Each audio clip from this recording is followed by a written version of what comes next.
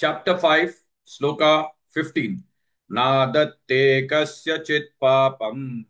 Nadatte kasyachit papam. Nadatte kasyachit papam. Nachaiva sukritan vibhuhu. Nachaiva sukritan vibhuhu. Nachaiva sukritan vibhuhu. Nadatte kasyachit papam. Nachaiva sukritan vibhuhu.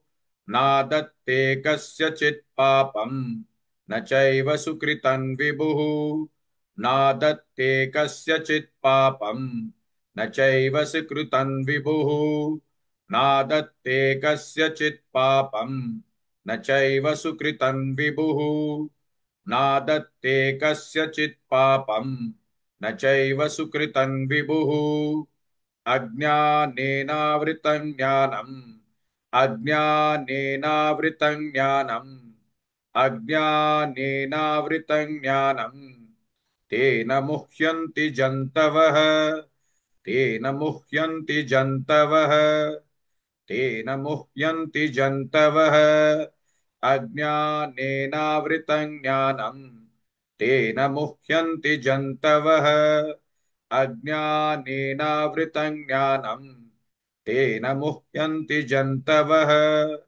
अज्ञानेनावृतं ज्ञानम् तेन मुह्यन्ति जन्तवः अज्ञानेनावृतं ज्ञानम् तेन मुह्यन्ति जन्तवः अज्ञानेनावृतं ज्ञानम् तेन मुह्यन्ति जन्तवः नादत्ते कस्यचित् पापम् न चैव सुकृतं विभुः अज्ञानेनावृतं ज्ञानम् तेन मुह्यन्ति जन्तवः.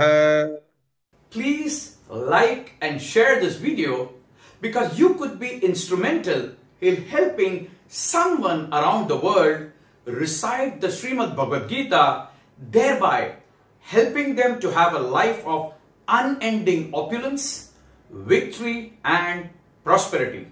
This is mentioned in chapter 18, sloka 78.